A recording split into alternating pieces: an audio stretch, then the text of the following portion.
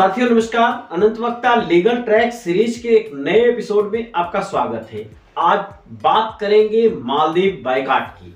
देश में, देश के बाहर मालदीव भारत संबंध को लेकर जो घमासान मचा हुआ है, प्रधानमंत्री के विरोध में, प्रधानमंत्री पे आपत्तिजनक टिप्पणी करने पर जो देश में विरोध है, और वहां के जो, जैसा कि मालदीव पर्यटन पे ही पलने वाला देश है, उस पे भारत के पर्यटन का बायकॉट करने पर कितना असर पड़ेगा, इसी को टटोलने की कोशिश करेंगे लीगल एंगल पे।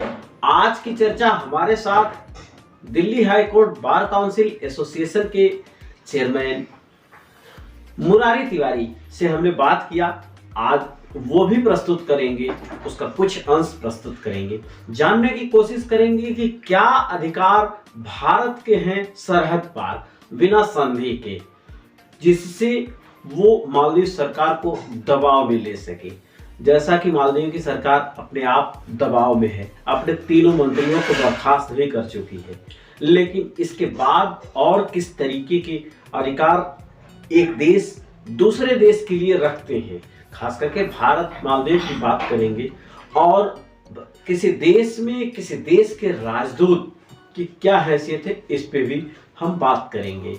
चलते हैं मुरारी तिवारी जी से बात करते हैं, उन्होंने क्या कहा सुनिए। जहाँ इंटरनेशनल लॉ जब आ जाता है, इंटरनेशनल रिलेशंस की बात आ जाती है, एक तरीके से जब दो देशों की बात होती है, तो वहाँ हमारे जो कंट्री के लोकल लॉज हैं, वहाँ वो लोकल लॉ वहाँ अप्लाई नहीं होते।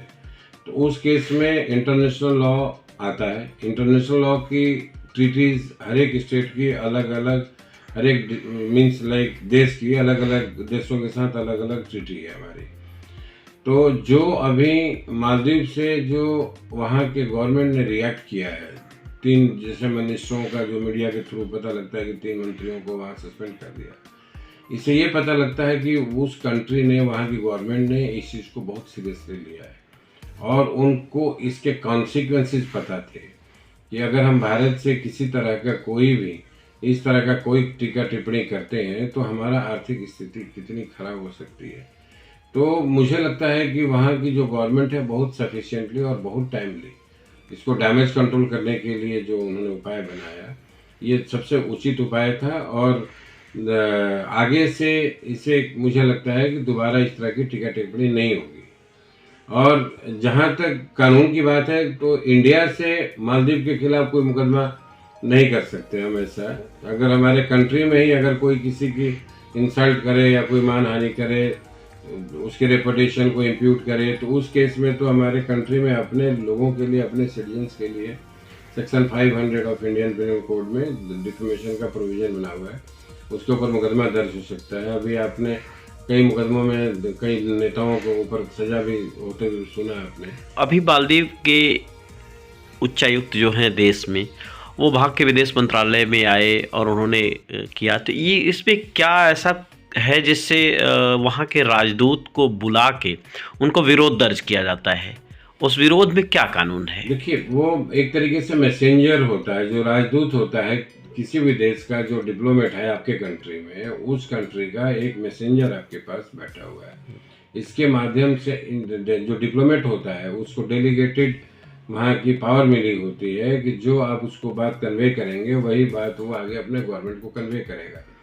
तो इसीलिए इमीडिएटली जो डिप्लोमेट को मैसेज दिया जाता है, सो दैट कि वो अपने गवर्नमेंट को वहाँ कम्युनिकेट करे। जो ऑथेंटिक रिपोर्ट है वो डिप्लोमेट के थ्रू ही पता लगती है। इसलिए ये जो परंपरा आप देखते हैं कि डिप्लोमेट को बुला करके जो बोला जाता है, यही सिस्टम है इसका। आपने अनंत वक्ता के साथ बात की, आपका बहुत बहुत धन्यवाद। Thank you very much. Thank you. किसी प्रभुता संपन्न देश के लिए दबाव बनाना सिर्फ आर्थिक प्रतिबंधों के अलावा कुछ नहीं है, क्योंकि सरहद तो सरहद होती है। आज के लिए बस इतना ही। आपने वीडियो देखा, विश्वास है अच्छा लगा होगा। कमेंट करके ये जरूर बताएं। फिर से भेंट होगी दूसरे कंटेंट के साथ। बने रहिए, बहुत ध्यान से रहिए। धन्यवाद, नमस्कार।